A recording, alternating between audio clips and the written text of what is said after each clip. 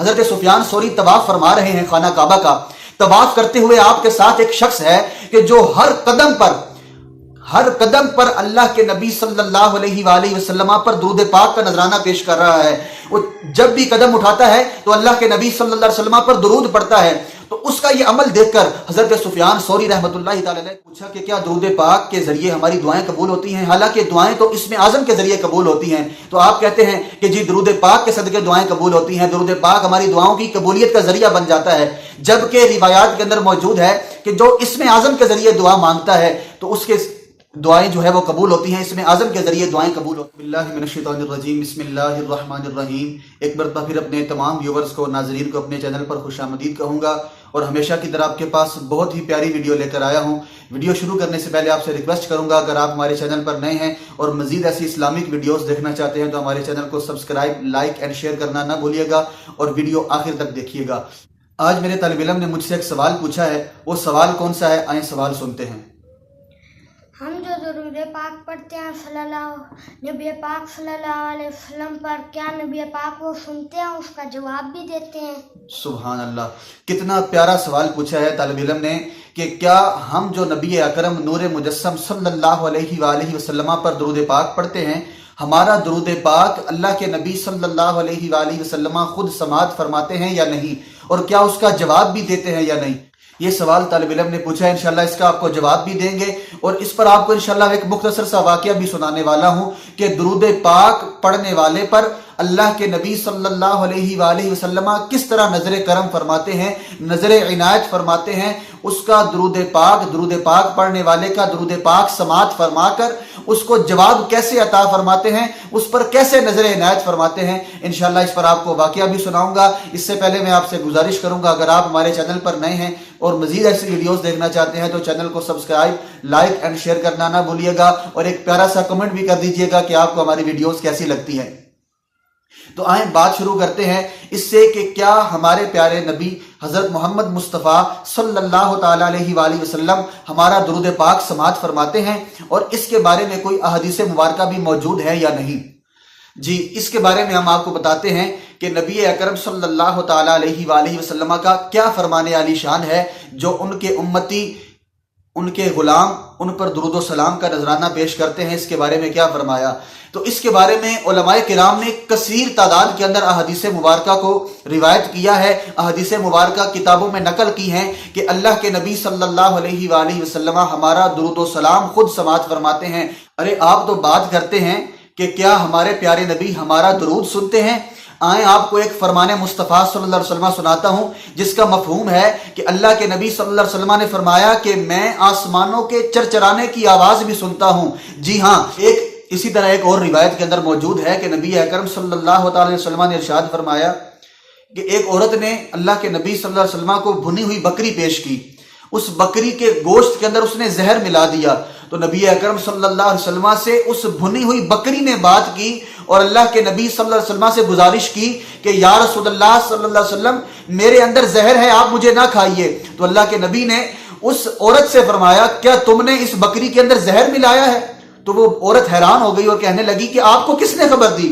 تو اللہ کے نبی نے فرمایا کہ مجھے اس بکری کی ران نے بتایا ہے کہ تم نے اس کے اندر زہر ملایا ہے. سبحان اللہ. آپ بات کرتے ہیں درود پاک سماعت کرنے کی کہ اللہ کے نبی ہمارا درود سنتے ہیں یا نہیں.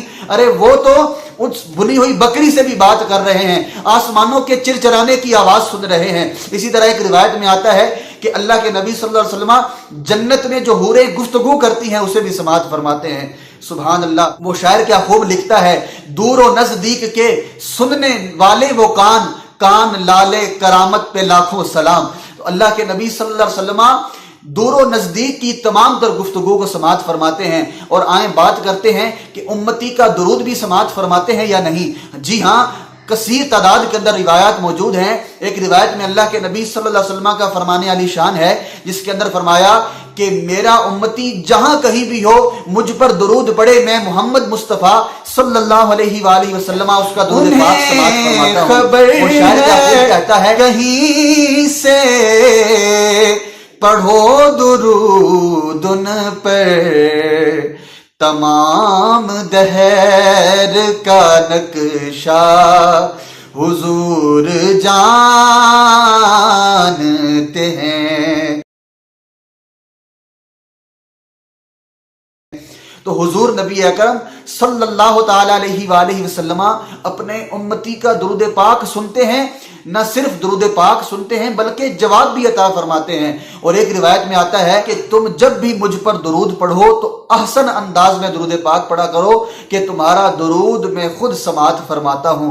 اور ایک روایت کے اندر فرمایا ہمارے جو درود پاک ہیں وہ نبی اکرم صلی اللہ علیہ وسلم کی بارگاہ میں پیش کیے جاتے ہیں۔ ایک فرشتہ جو ہے وہ اللہ کے نبی صلی اللہ علیہ وسلم کی بارگاہ میں تعینات کیا گیا ہے، جو تمام تر امتی درود پڑھنے والے تمام تر امتی ہیں ان کا درود پاک وہ سنتا ہے، نہ صرف ان کے نام لکھتا ہے کہ درود کس نے پڑھا ہے بلکہ درود پڑھنے والے کے والدین کا نام بھی لکھتا ہے کہ فلاں بن فلاں نے یا رسول اللہ آپ کی بارگاہ میں درود پاک کا نذرانہ پیش کیا ہے۔ تو درود پاک پڑھنا یہ ایسا بے مثال وظیفہ ہے کہ اللہ کے نبی صلی اللہ علیہ وآلہ وسلم ہمارا درود پاک خود سماعت فرماتے ہیں اور ہمارا نام اللہ کے نبی کی بارگاہ میں پیش کیا جاتا ہے۔ اور آپ کو ایک واقعہ بھی سناتا ہوں کہ درود پاک پڑھنے والے پر کس طرح نظر عنایت ہوتی ہے۔ حضرت سفیان ثوری رحمۃ اللہ تعالی علیہ کے بارے میں بہت ہی مشہور واقعہ ہے، کتاب القول البدیع کتاب کے اندر یہ واقعہ موجود ہے۔ حضرت سفیان ثوری طواف فرما رہے ہیں خانہ کعبہ کا۔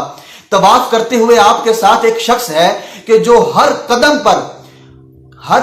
پر اللہ کے نبی صلی اللہ علیہ وآلہ وسلم پر درود پاک کا نذرانہ پیش کر رہا ہے۔ وہ جب بھی قدم اٹھاتا ہے تو اللہ کے نبی صلی اللہ علیہ وسلم پر درود پڑھتا ہے۔ تو اس کا یہ عمل دیکھ کر حضرت سفیان ثوری رحمۃ اللہ تعالی علیہ پوچھتے ہیں، ارے بھائی آپ یہ جو عمل کر رہے ہیں کیا یہ کوئی سند ہے، کیا یہ کوئی شرعی کام ہے جو آپ کر رہے ہیں، آپ کو کس نے کرنے کا حکم دیا ہے؟ تو اس شخص نے کہا کہ میں جو کام کر رہا ہوں واقعی یہ سند ہے، یہ شرعی حیثیت ہے، یہ میں شریعت کے تابع ہو کر کام کر رہا ہوں۔ تو حضرت سفیان ثوری رحمۃ اللہ تعالی علیہ نے پوچھا کہ اس کی کیا وجہ ہے؟ تو اس شخص نے کہا کہ میرے ساتھ ایک واقعہ پیش آیا ہے، میں آپ کو وہ واقعہ بتاتا ہوں کہ میں یہ عمل کیوں کر رہا ہوں۔ تو وہ کہنے لگا کہ میں اپنی والدہ کو لے کر، میری والدہ چونکہ ضعیف تھی، وہ زیادہ سفر نہیں کر سکتی تھی، تو میں اپنی والدہ کو لے کر خانہ کعبہ کے پاس آیا اور طواف کرنے لگا۔ طواف کرتے ہوئے میری والدہ نے کہا کہ بیٹا میں خانہ کعبہ کے اندر جا کر اللہ تعالیٰ کی عبادت کرنا چاہتی ہوں۔ عبادت کرنے کے لیے اس وقت دروازے کھل جاتے تھے، اس وقت خانہ کعبہ کے اندر جا کر عبادت کرنے کی اجازت مل جایا کرتی تھی۔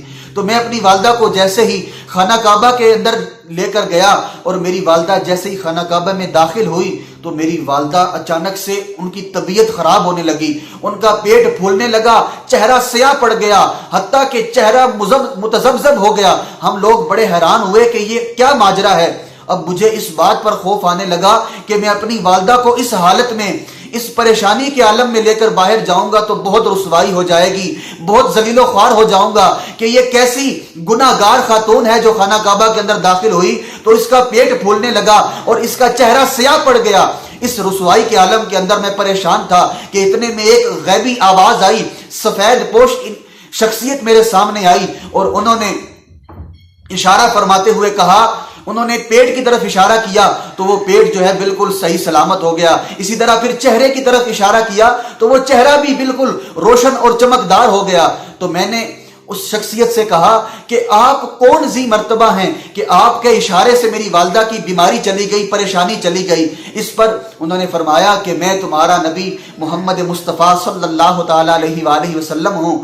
تمہاری والدہ کی یہ جو طبیعت خراب ہوئی تھی اس کے تمام تر برے اعمال کی وجہ سے اس پر یہ عذاب آیا، لیکن تمہاری والدہ مجھ پر شوق اور محبت کے ساتھ درود پاک پڑھا کرتی تھی، اس درود پاک کا صدقہ ہے کہ میں اس کے درود پاک قبول فرما کر اس کی مدد کے لیے آ گیا ہوں۔ سبحان اللہ!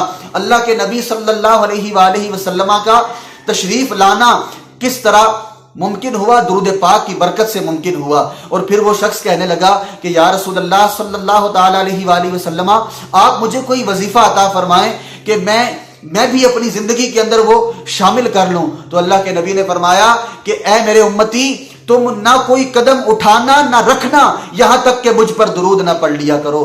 تو وہ شخص کہنے لگا حضرت سفیان ثوری سے کہ میں یہ سارا عمل صرف اسی وجہ سے کر رہا ہوں۔ تو پھر اس شخص نے پوچھا کہ آپ کون ہیں؟ تو حضرت سفیان ثوری کہنے لگے کہ میں سفیان ثوری ہوں۔ تو اس نے کہا عراقی کہ جو عراق کے بڑے نیک بزرگ ہیں، تابعی بزرگ ہیں، انہوں نے کہا جی ہاں میں عراق کا سفیان ثوری تابعی ہوں. تو اس طرح اس شخص نے جو ہے سارا واقعہ حضرت سفیان ثوری رحمۃ اللہ تعالی علیہ کو سنا دیا، اور یہ واقعہ ہم تک پہنچا اس طرح کہ اللہ کے نبی صلی اللہ تعالی علیہ وآلہ وسلم کس طرح اپنے امتی کا، اپنے غلام کا درود پاک قبول فرماتے ہیں. نہ صرف درود پاک قبول فرماتے ہیں بلکہ درود پاک قبول فرما کر نظر عنایت بھی فرما دیتے ہیں، نظر کرم بھی فرما دیتے ہیں. تو ہم سب کو اللہ کے نبی صلی اللہ تعالی علیہ وآلہ وسلم پر شوق اور محبت کے ساتھ درود پاک پڑھنا چاہیے. جیسا کہ آپ کو میں نے پچھلی ویڈیو میں بھی بتایا کہ درود پاک کی برکت سے ہماری دعائیں قبول ہوتی ہیں. اللہ کے نبی صلی اللہ تعالی علیہ وآلہ وسلم ہم پر نظر عنایت فرماتے ہیں. تو درود پاک، ایک شخص نے سوال پوچھا کہ کیا درود پاک کے ذریعے ہماری دعائیں قبول ہوتی ہیں؟ حالانکہ دعائیں تو اسم اعظم کے ذریعے قبول ہوتی ہیں. تو آپ کہتے ہیں کہ جی درود پاک کے صدقے دعائیں قبول ہوتی ہیں، درود پاک ہماری دعاؤں کی قبولیت کا ذریعہ بن جاتا ہے. جبکہ روایات کے اندر موجود ہے کہ جو اسم اعظم کے ذریعے دعا مانگتا ہے تو اس کے دعائیں جو ہے وہ قبول ہوتی ہیں، اسم اعظم کے ذریعے دعائیں قبول ہوتی ہیں. تو اولاً آپ کو پتہ ہونا چاہیے کہ اسم اعظم کیا ہے. اسم اعظم اللہ تبارک و تعالیٰ کے وہ تمام تر صفاتی نام ہیں جن کے بارے میں حدیث مبارکہ میں فرمایا گیا کہ یہ اللہ تبارک و تعالیٰ کی بارگاہ میں ان ناموں سے تم دعا مانگو، اللہ تبارک و تعالیٰ تمہاری دعائیں قبول فرمائے گا. تو وہ اسم اعظم کہلاتے ہیں. حضرت برادہ رضی اللہ تعالیٰ عنہ سے روایت ہے کہ نبی اکرم صلی اللہ تعالیٰ علیہ وآلہ وسلم کے پاس ایک شخص موجود تھا اور وہ دعا کر رہا تھا کہ اللہم انی اسألک اشہد انک انت اللہ لا الہ الا انت الاحد الصمد. وہ شخص کہنے لگا کہ اے اللہ میں تیری بارگاہ میں دعا مانگتا ہوں اس وسیلے کے ساتھ کہ تو میرا اللہ ہے، تو وحدہ لا شریک ہے اور سب بالکل بے نیاز ہے، سب سے بے نیاز ہے. اور پھر وہ کہنے لگا اے اللہ میں تجھ سے دعا مانگتا ہوں الذی لم یلد ولم یولد ولم یکن لہ کفوا احد، کہ نہ کوئی تیری اولاد ہے، نہ تو کسی سے پیدا ہوا، نہ کوئی تیرا شریک ہے. تو یہ بات سننے کے بعد جب اللہ کے نبی صلی اللہ علیہ وسلم تشریف فرما تھے، آپ نے یہ بات سنی، اس کی یہ دعا سنی، تو آپ نے فرمایا کہ یہ بندہ اللہ تبارک و تعالیٰ کی بارگاہ میں اسم اعظم کے ذریعے دعا مانگ رہا ہے. تو اسم اعظم کے ذریعے اللہ تبارک و تعالیٰ کی بارگاہ میں یہ جو بھی دعا مانگے گا اللہ تبارک و تعالیٰ وہ دعا قبول فرمائے گا، اور جو یہ چیز اللہ تبارک و تعالیٰ کی بارگاہ سے طلب کرے گا اللہ تبارک و تعالیٰ اسے وہ عطا فرما دے گا. سبحان اللہ. اسم اعظم یہ ہوتا ہے کہ اللہ تبارک و تعالیٰ کی بارگاہ میں ہم اس کے ذاتی اور صفاتی ناموں سے وسیلہ دے کر دعا مانگیں تو اللہ تبارک و تعالیٰ ہماری دعائیں قبول فرما لیتا ہے. تو کیا درود پاک بھی اسم اعظم ہے یا نہیں؟ جی ہاں، جس نام کے صدقے یہ کائنات بنی ہے، جس کو وجہ تخلیق کائنات کہتے ہیں، اس کی ذات اقدس پر ان کی ذات اقدس پر ہم درود و سلام پڑھیں تو ہماری دعائیں قبول ہوتی ہیں. تو اس کو بھی ہم ان معنوں میں اسم اعظم کہہ سکتے ہیں کہ درود پاک کے ذریعے بھی ہماری دعائیں قبول ہوتی ہیں. جیسا کہ آپ کو پہلے بھی حدیث مبارکہ سنا چکا، یہ پاک صلی اللہ علیہ وسلم کی بارگاہ کے اندر درود پاک پڑھنا یہ دعاؤں کی قبولیت کا ذریعہ بنتا ہے.